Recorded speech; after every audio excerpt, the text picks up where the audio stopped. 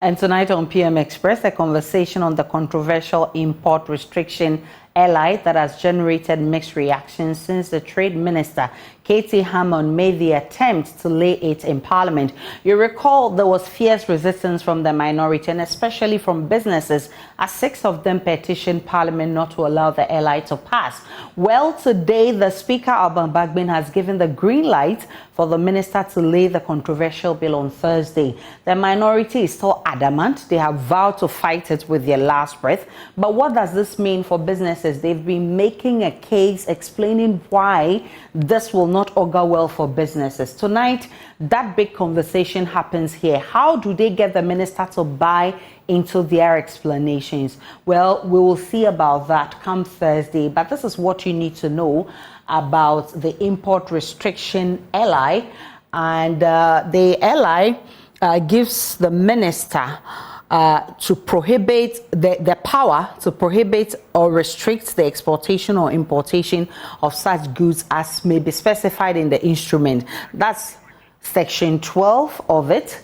And then section 13 talks about the minister who may, by the legislative instrument, make regulations restricting or prohibiting the export or import of any goods. Now, the regulation is to establish special import management mechanisms for regulating and monitoring importation of selected strategic products. It's to streamline and rationalize the import LI of the country to improve balance of payments and economic stabilization, and provide measures to conserve foreign exchange, safeguard critical imports, and contribute to sustainable consumption. These are the items or the products that the LI is seeking to restrict. We've spoken about a lot of them. I'll share those products with you, but these are the people who are supposed to be part of the committee that will give the approval if the LI goes through. Ministry of Trade and Industry, representatives from these entities: Food and Agricultural Ministry, Ministry of Finance, Employment and Labor Relations, Interior, Bank of Ghana, Customs Division of Ghana Revenue Authority, Food and Drugs Authority, Experts International Trade, Association of Ghana Industries, Ghana National Chamber of Commerce, GUTA, and Food and Beverages Association of Ghana. Of course, you've heard some of these unions say that they really don't know much about this and they were not consulted. Let's do the import versus export value, the gap analysis. Now, look at how much we've been importing as a country and how much we've been exporting, and look at the gap that we have. The gap actually widened in 2015, where you see that our import rose to 17.20. That's the deficit. Then you look at the export down there, so the gap has widened, and then it closed a bit, and then from 2018 up onto 2019, you realize that our export went up and then import came down. So that means that we were not importing much, we were rather exporting much. But in 2020, boom, the gap widened again, probably because of COVID. Look at how the gap has widened, $20.20 up there, and then you have 14.10 in 2021. COVID and other reasons could be given for that gap. But if you look at rice, because in all of these conversations we've been talking about some major staples, including rice, which we know that in every Ghanaian home you cannot go there and not find rice. And so that has become key in the conversation. This is our total demand as a country annually, and this is local production. If you look at total demand for 2017, we were consuming 1 million metric tons annually. And then the number has increased gradually. 2018, it went up to 1.12 million metric tons. Now look at 2020 as against our local production, because if it's at 1.12 and we're producing 510 million metric tons, look at 2020, 1.42 million metric tons, and locally we are producing 500 million metric tons. If you look at 2023, for instance, we are currently consuming 1.5 million metric tons, and our local production is at 800,000 metric tons, which is about 50% of what we need as a country. I'm talking about rice. So the rest of the 50% definitely should be coming from imports. So this is it. This is our rice import, and this is how it's looking. Between 2017, 2018, 2019, you realize that it's been increasing, gradually from 550,000 to 620,000 to 700,000. But in 2020 and 2021, it went up to 950,000. And then you see that in 2022 and 2023, it came down again. But of course, you can explain this. If you look at these two, this could give you about 54,000 40-footer containers. That's a 950,000 metric tons we're talking about. You could say that the same amount of money you needed for this in 2020 and 2021 is what we are still using to import 700,000 metric tons between 2022 and 2023, because our currency got weak. And so probably businesses couldn't they could use the same money that could have fetched them 950 million metric tons to still get 700 million metric tons of rice. So that really didn't do much with how much we are importing, but it definitely had to do with the money we are using to import. So if you look at the wider picture, local production, imports, and total demand, this is it.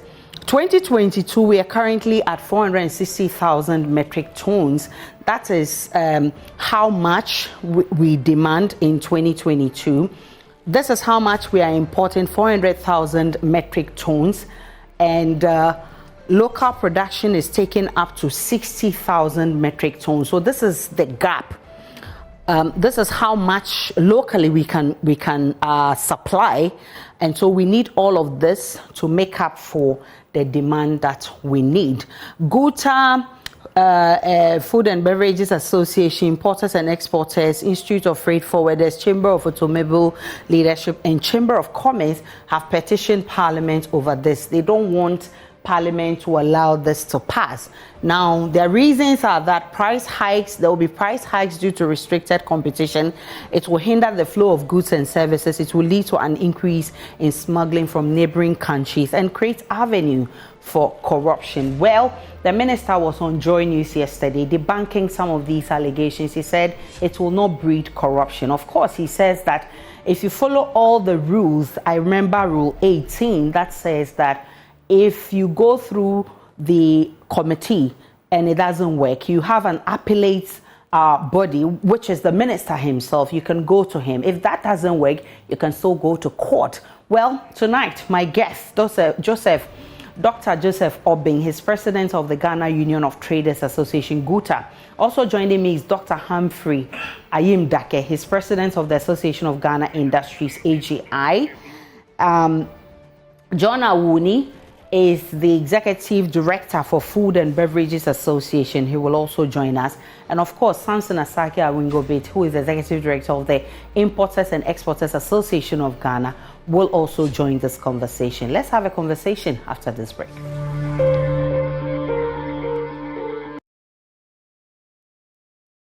PM Express is brought to you by Sintex Tank. It is strong, it is tough. Alomo Bitters experience greatness in every moment.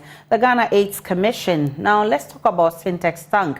No matter your water needs, Sintex Tank has it all. Sintex Tank is first to introduce double layer tank, and now you can have as many layers as you want. Sintex Tank is first to introduce white inner layer tanks in Ghana. We now introduce to you the customer specs order, which lets you order any color and size of preference. Sintex Tank gives you the longest warranty of 7 years, which no other tank gives you in Ghana. So whatever your water consumption, size of project or demand, choose Sintex Syntex Tank. We have agents nationwide. You can call Syntex on 0244 335 168 or shop online at syntexgh.com. Syntex Tank, a strong, a tough. Let me welcome you, gentlemen, Dr. Dake, Dr. Obeng, Mr. Saki Awingo Bates, and Mr. John Awuni. I'm grateful for your time. I'll start with you, Dr. Dake. The minister says the move will help boost local industries and address the poor performance of the city. That should come as welcoming news for the AGI, right? Hello, Dr. Dake. Right, so let's try and fix his microphone so that we can hear him speak. I'll bring in Dr. Obeng. The minister says the move will help boost local industries, and this also, he says, will address the poor performance of the city. Isn't that what every businessman wants, Dr. Obeng? That's exactly what we seek to achieve.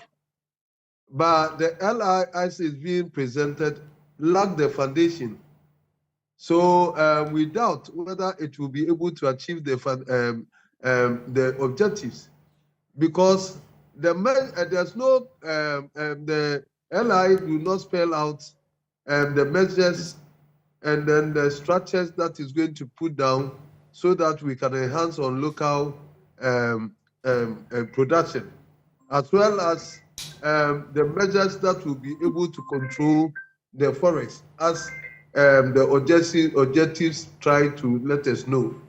And that's why we have been calling that we do not rush to put in this LR, but try and fund some measures and timelines and then roadmaps that will ensure that we are on a cleaner page to achieving the set aims and objectives that the LI seek to do. The LI doesn't stand alone. It doesn't. It's not going to act in isolation. So why is it that we are putting ahead restrictions where we are not thinking about the substitution? We are talking about import substitution, but what measures are we doing that we can be able to substitute this import that we are talking about? That is zero, and we are not doing this in emptiness. We are not doing this in abstract. We are doing it because we want to achieve a purpose, and we do not have the figures. We do not know the capacity of production of those enlisted items as against the import that we do. So what are we going to hold after 5 years to say that this is our achievement after implementation of this LI? Nothing. We don't have the benchmarks. So it is very important that, yes, it is very, please, can you hear me? Yes, please, go ahead. Yeah, so it's very important that we do the needful. It's very important that we put the objectives ahead of the restriction, so that as a country, we know what we are actually doing, that we do not just put some list of items. And what is the threshold that enable a product to qualify of this restriction? Is it 40% of production capacity, production of 20% production of the total consumption, or 40% or 60%? We do not know all these measures that have been put in place, so that automatically a product that qualifies, that production have gone on to achieve this threshold, can also be included. So we are not saying that we do not want to enhance some local productivity. We do not say that we don't want measures that will help ensure our forests. But if it should be done, it should be done well. What we are doing will not achieve anything. It does not have any foundation, and it's not going to help anybody. It's going to be a punishment, and it's going to impede on the trade facilitation. It's like the minister said, if we are not satisfied, go to court. When businessman in the trade liberalization era, will say that I'm going to court because I want to import a single item. It doesn't exist anywhere. That will go. So, what modalities are we putting in place where it will not require somebody even going to court? When it comes to that level, that minister even think that people will go to court, it means that the modalities that they have put in place, they know that it's punitive and people it's not conducive for compliance. That's why that thinking is also in his head, that there's possibility that we'll go to court. Why would any trader go to court because we want to import? Let's think about this. Dr. Dake is back with us. Dr. Dake, earlier my question to you is what you make of this ally.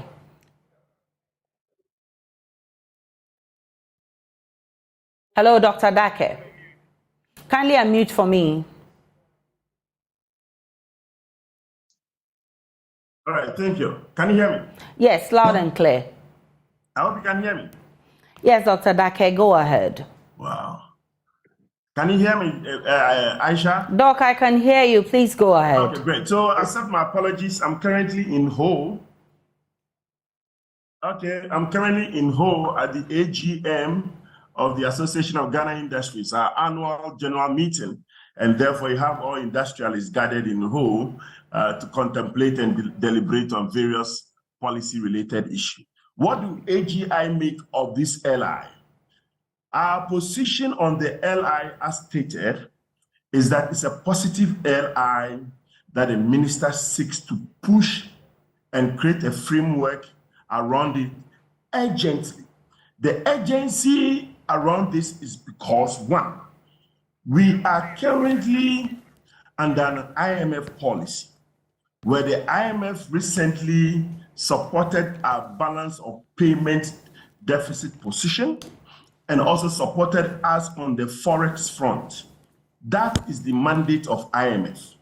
Whilst IMF is doing this, it is a transitional period over 3 years to support the country in this BOP and forex reserve management.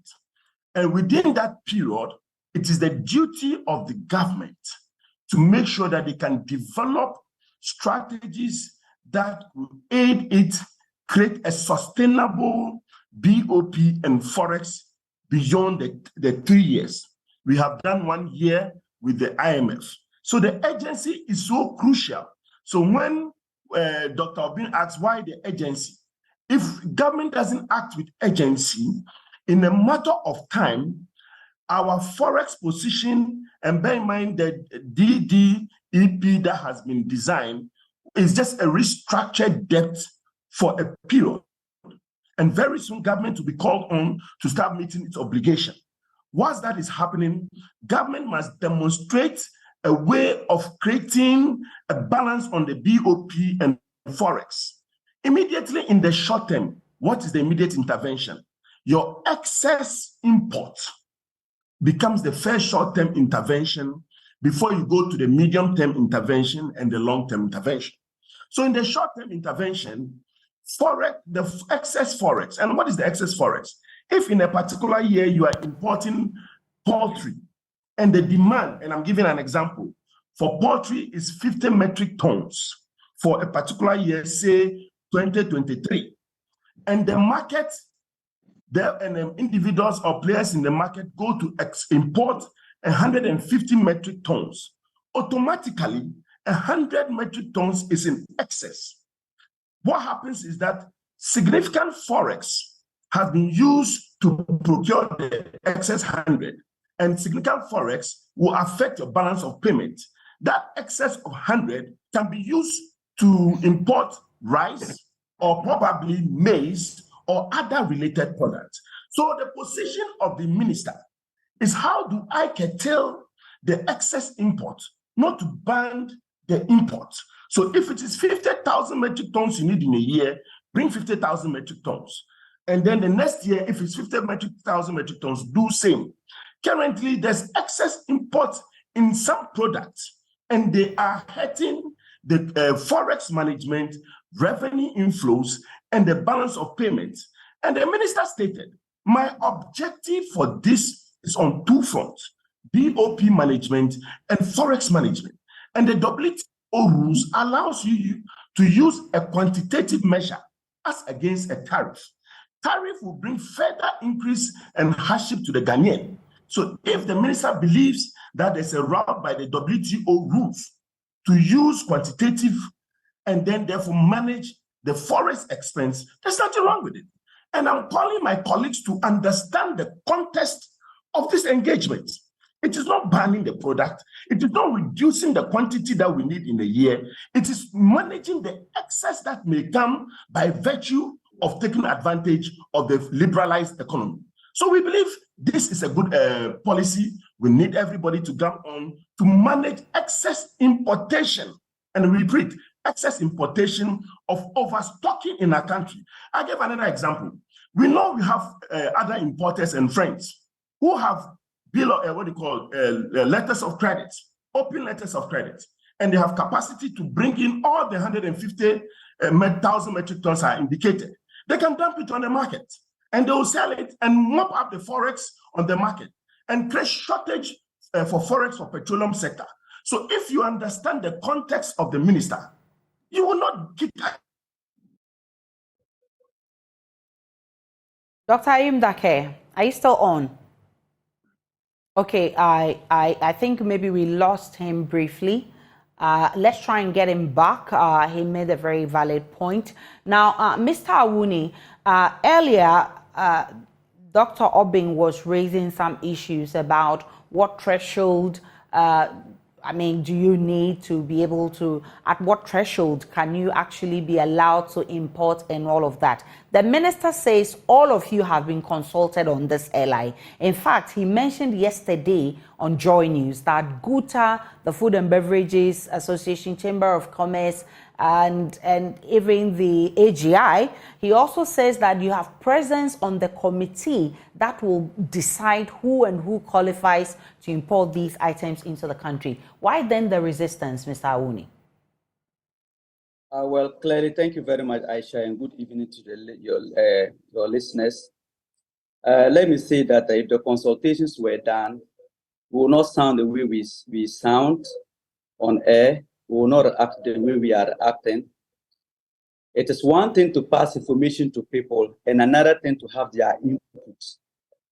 Yes, there were certain levels of interactions with the minister, but indeed, I wouldn't consider it by the strict word of meaning of consultation as consultation. Giving out information to the person is different from telling the person that this is my idea, what do you think, then we agree. So that is the first point. The second point, I just need to quickly, if you permit me, to react to the AG, my friend, Ayim Dake's presentation that the yes, that's my great friend. So talking about the fact that this whole idea, we need to understand that. We need to understand that. I think that he should appreciate our level of competence and our level of professionalism, that this LI is nothing too big for us to be able to understand the spirit and the letter of it. If you talk about the fact that this thing wants to curtail excess imports, you see, and so if the country desires 50,000 metric tons for a quart for a certain period, that is what you allow to import that. And then subsequently, you allow it to import the quantity that is required again. It's quite unfortunate that, but businessmen don't think that way. I don't think that the AGI factories operate that way. Assuming AGI has an information, AGI, a member of AGI, a factory, has an information that there's going to be light off in 2 months' time, or fuel prices are going to increase in 3 months' time, and you are using generators to produce. Will you produce in excess and put it down, or you say that no, for the market just desires 20,000, so I don't want to produce 20,000. I don't want to produce excess, so let me produce 20,000, and then I'll produce later. And the time that you produce, your cost of production would have gone very high. Business people look ahead, and sometimes even beyond a year. Countries even sometimes hedge They look at the dynamics of the market, they speculate and they hedge, and then they take a decision. Any businessman who is oblivious of the future, any businessman who just looks at the present and acts, cannot be counted as a reasonable businessman. And any leader as a nation who looks at the immediate and does not look into the future cannot be considered as a successful leader. A leader is somebody who forecasts, and that's why sometimes in budgeting, we talk about forecast. So you even forecast, and forecasting is looking into the future and planning. So there shouldn't be restrictions to say that you need 20,000 metric tons of rice or chicken or so you just import that quantity. Earlier this year, sometime in July, the government of India came in with information that they are not going to export rice to the rest of the world. And remember, India is one of the biggest exporters of rice to the world. Now, if countries didn't stock rice, and India has come out to say this, and then you are not self-sufficient in rice production, what will you do? You are caught pants down. In 2007, at the peak of the crisis in the Arab world and food shortages and then all that, I remember I came out and advocated that the government of His Excellency the President should cancel imports of rice and ensure that companies import a lot of rice and then store. What made Ghana not to have suffered food crisis in 2007 was the forward looking of the president. Myself and some lead, the minister for that time, Honorable Joe Bede Ansa, and then Honorable my father, I should say, Kwame Pieni. We put our heads together, did the document to the Indian government, the Burmese government, and then the government-to-government level arrangement. They arranged for rice to come down to Ghana. So to talk about this is the reason why they are coming out with LI. It's a very defeatist, and that argument does not stand in the fulcrum or on the platform of good business planning and for any country at all. Having said that, if you are coming out with an LI, our strict opposition is that Dr. Obin has said that you should outline the measures. Today, if you are selling electrical cables and they say, okay, we are putting a restriction on electrical cables, and you said, okay, you are even lost taste in the importation of electrical cables. I want to distribute locally produced cable. Who do you go to? If you are asked, you say you have lost the taste in the importation of rice.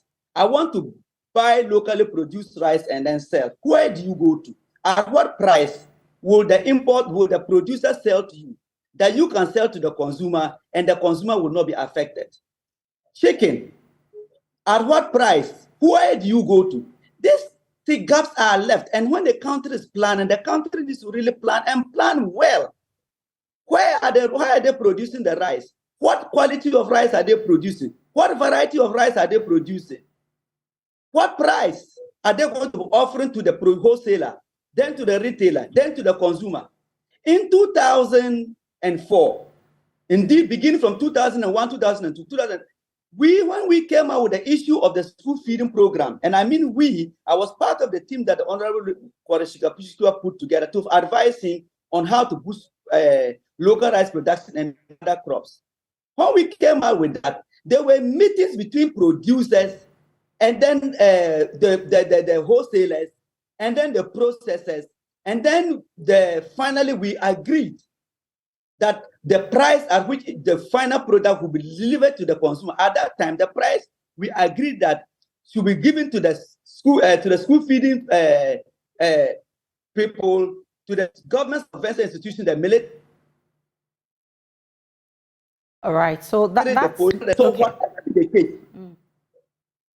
So Aisha, whatever be the case, if you produce, you should produce and have an expectation that the final price to the consumer should be 250 cedis. We don't have these modalities.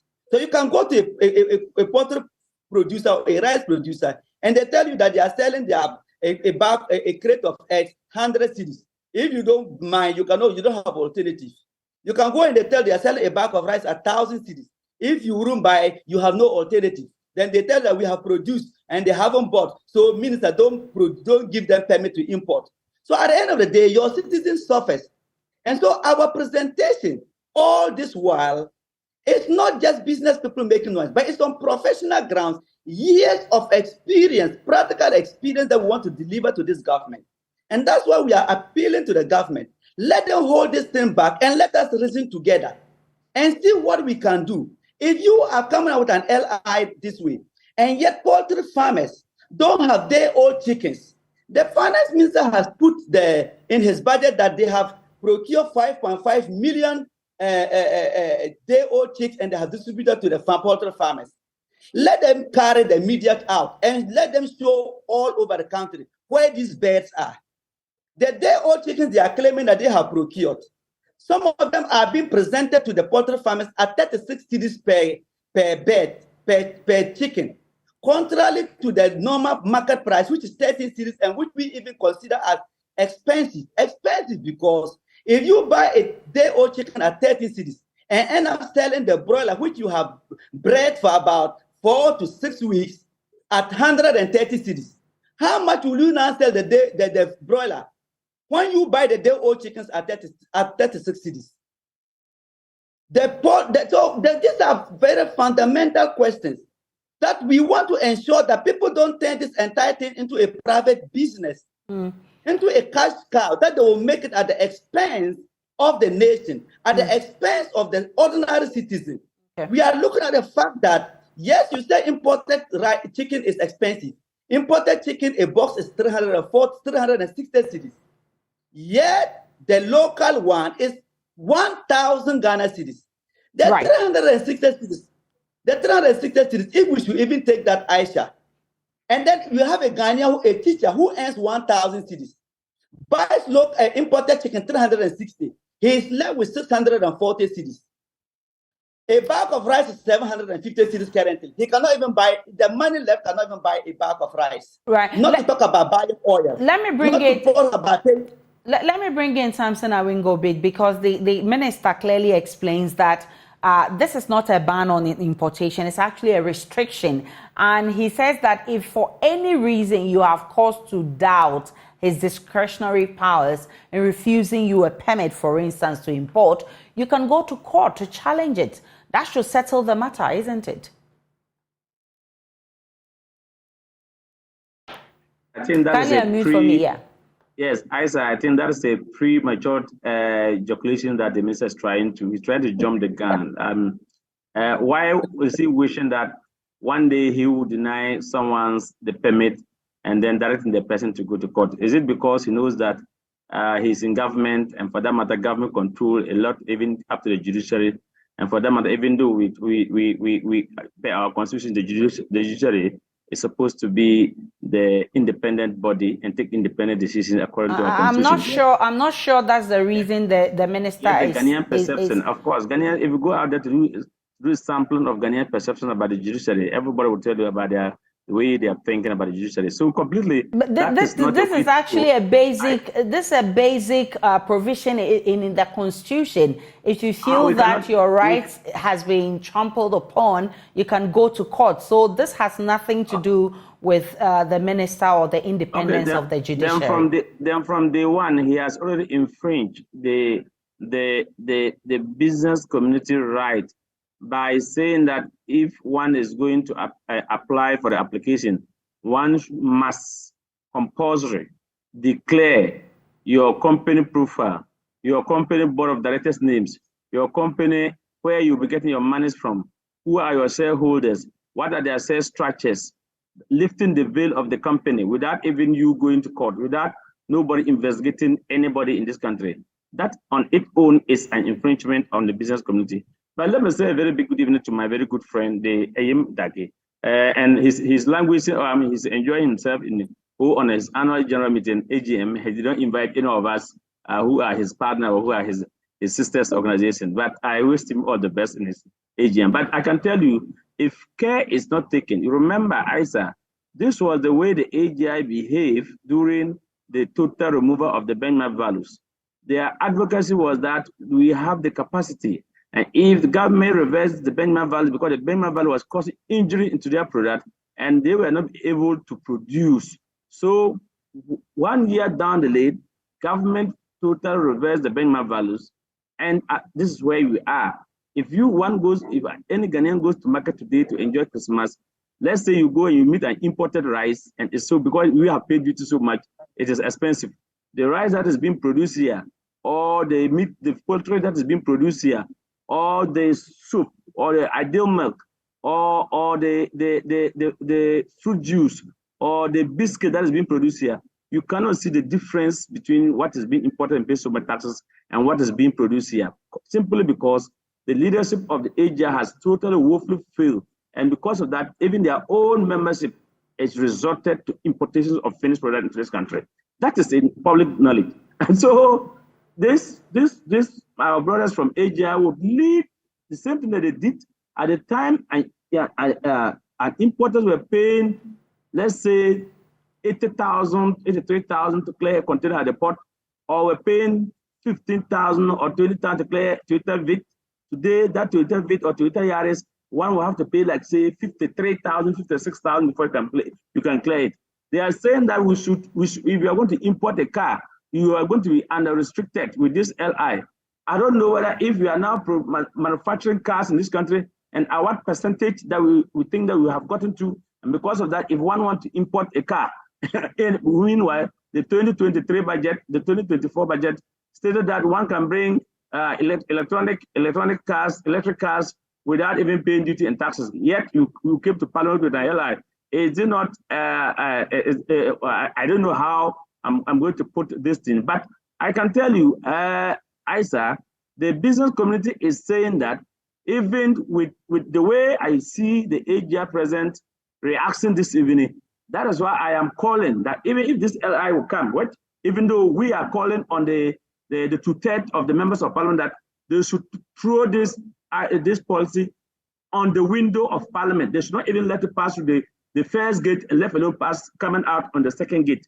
And that we are saying that this LI seek to put us back in the days of 80s, in the days of 67 and stuff like that. It's going to breed corruption. And if you are in the committee that we don't have Gupta on it, we don't have Import and Export Association on it, we do not have Food and Beverage on it, we do not have Chamber of Commerce on it. The minister said all of you are on it. I mean, he said it yesterday publicly, and he showed us a document that has you, it has Gupta, it has AGI, it has Food and Beverages, all of that, Chamber of Commerce on that committee.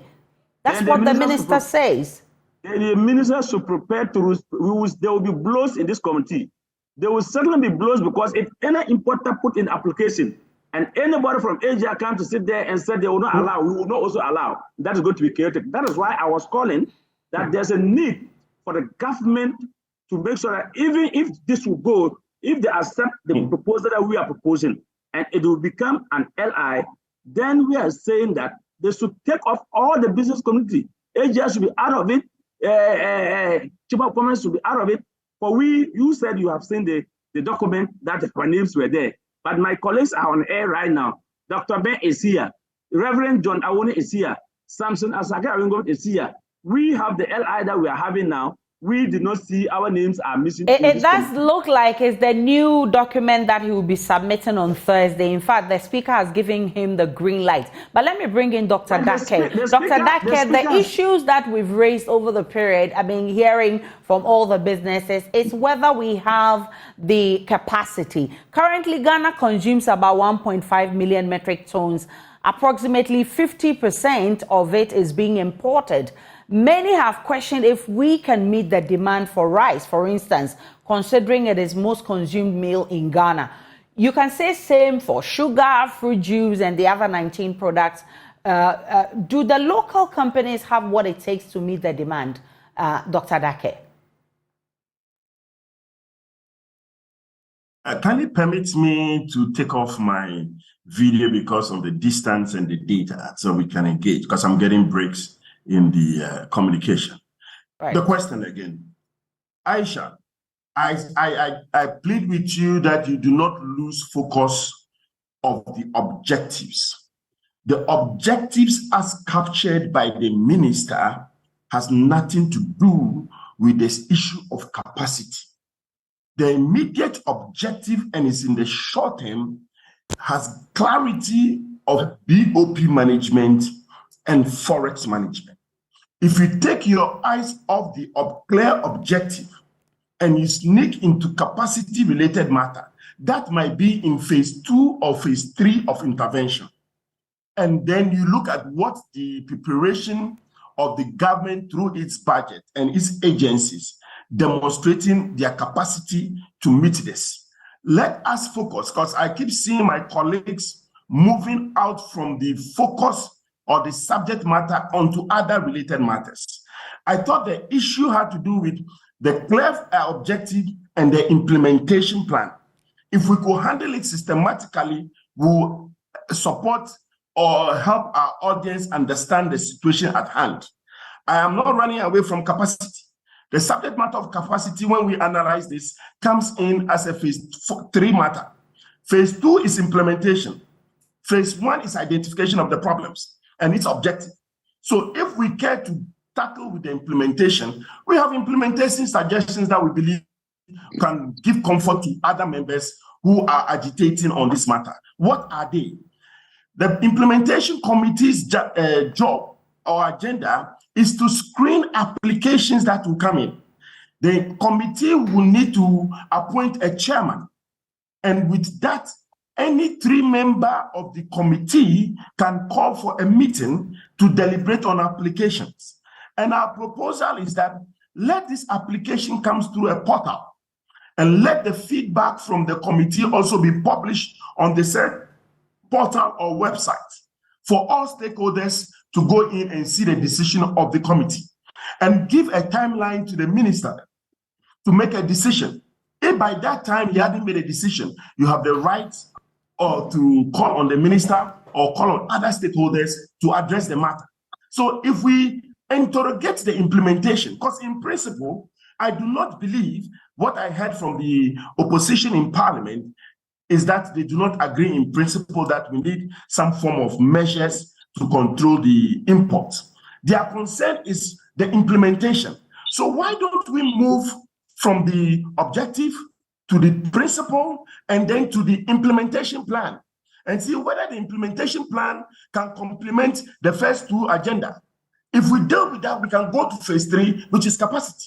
So to us on the implementation plan, we strongly believe the role of Ghana Chamber of Commerce and Industry, who are dominantly importers and traders, the role of GUTA, who is also dominantly an importer and a trader, same as Asaki's group and the gentleman Awuni's group.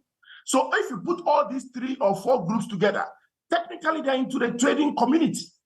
And so therefore, it will be overbearing to have the same constituent with 4 different personalities representing on the committee, because they will influence the committee with their numbers. And as stated by Awuni, there can be chaos. It does look like on Thursday, the minister would present a new ally. Mr. Obeng, briefly, for the sake of time, briefly, how do you intend to stop this ally from passing? Briefly, Mr. Obeng, we're running out of time.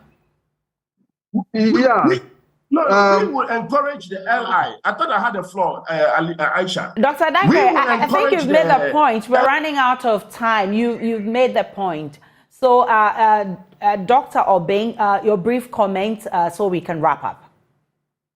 The LR does not have any foundation. It has no legs. So how is it going to work? It's not going to work because this thing is going to be done for the people of Ghana. And most of us cannot abide by this permit. We've been there before. And so the people, the market people and all that who are going to suffer the brunt of this are going to also air their views. We are equal stakeholders. It should not be said that somebody is going to impose anything on us. Never. And so we have to listen to wisdom. What the ADI should also understand and know is that they should understand their frustration. They should understand their challenges. They don't even seem to know what their challenges are. They don't seem to know that they don't have the capacity. I'm grateful, gentlemen. We look forward to Thursday when the minister will be laying this LI again in Parliament. The debate continues because the minority says they won't allow it to pass.